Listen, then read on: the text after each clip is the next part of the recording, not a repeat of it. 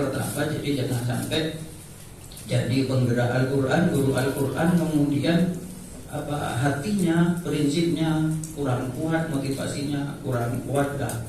Ngajar Quran menghubungi, ya wali muridnya meler, wali muridnya tidak mau penan. Jangan itu yang dipikir. Yang dipikir kita mengajarkan sesuatu, kita bergerak di sesuatu yang dimuliakan semuanya oleh Allah Subhanahu wa Ta'ala. Dan kemuliaan seperti ini kan memang tidak dikasihkan kepada sebarang orang. Buktinya begini aja, yang hadir ya tidak semuanya. Yang kemudian mau serius juga tidak semuanya. Meskipun sama-sama penggerak Al-Quran, mudah-mudahan kita nilai ikhlasnya itu lebih kuat, kemudian seriusnya lebih kuat. Itu yang menjadi intinya, itu nanti akan ngefek ke keseluruhannya, akan ngefek ke guru-guru kita, akan ngefek ke anak-anak kita, akan ngefek ke lingkungan kita, akan ngefek ke wali murid kita. Jadi kalau ada problem di lembaga, problem terkait dengan Al-Quran, mari introspeksi diri niatan kita. Jangan-jangan problem itu timbul daripada niat kita.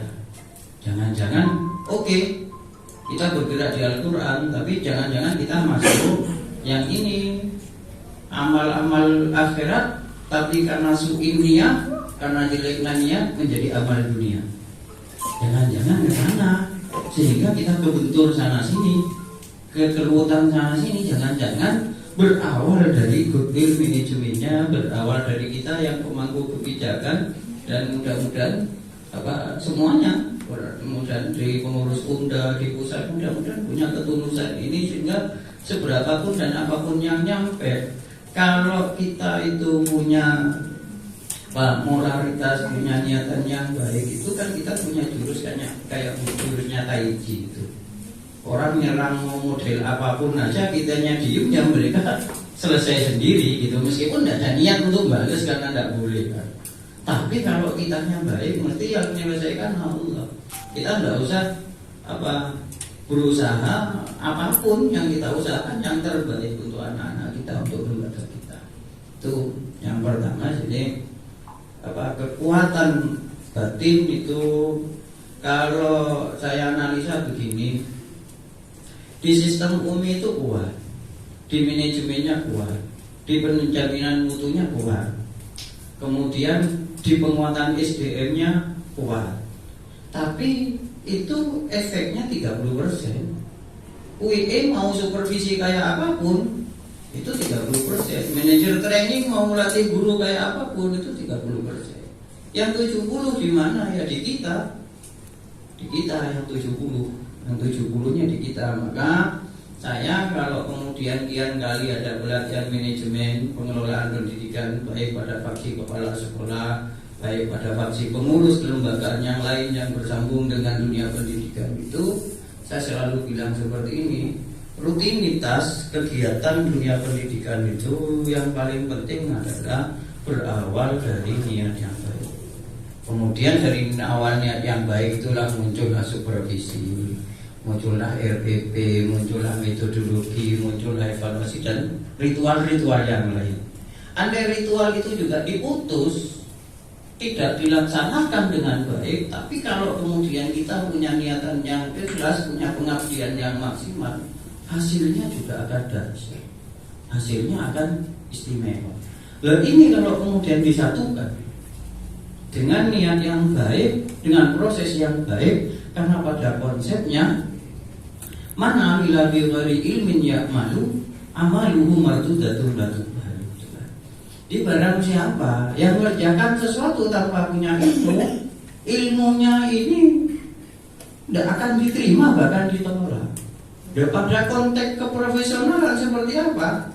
Kalau kita mau mengembangkan dunia pendidikan Al-Quran, sedangkan kita tidak punya ilmu pengembangannya, tidak punya kemampuan mengembangkannya, itu mardudatun, itu patut baru, ketolak, tidak keterima, tidak ada hasil apa-apa. Cuma munyol aja. Kalau ditanya sudah ada Al-Qurannya, sudah ada gurunya, sudah ada perhatiannya, sudah, tapi tidak ada ilmunya, mardudatun katukan. Akan tak gitu, bahkan idza wasa'al amru li ghairi ahli gitu. wanta bilisa'ah. Kalau kemudian sebuah urusan itu dipasrahkan kepada bukan ahlinya, wanta bilisa'ah, tinggal tunggu aja kapan hancurnya. Nah, kita yang di pemangku kebijakan ini punya tanggung jawab besar banget. Ini waktunya akhir dunia akhirat ini yang jadi berat itu apa geringging kalau kita ke sana itu. Tapi kalau kita tidak melatih kemampuan, ya kita akan menjadi sumber kehancuran itu. Jadi umat ini, Al-Quran ini, generasi ini akan hancur karena keteledoran kita selaku pimpinan lembaga. Kalau kita tidak berlatih betul profesional, tidak memberikan perhatian betul, semuanya hanya dijalankan apa adanya, ala kadarnya, sesuai karepe dhewe aja. Meskipun itu baik ya, saya tidak ngomong jelek. Tapi kalau kemudian tidak dilatihkan kepada ahlinya, yang pertama yang akan terjadi, amalnya tidak akan ada hasilnya. Di sisi Allah amalnya tidak ada hasilnya, Indernas juga tidak ada hasilnya. Kenapa? Munyir-munyir aja gitu. Tidak ketemu judulnya kemana gitu. Kemudian pada zaman-zaman setelahnya dia akan mengalami masa-masa kehancuran.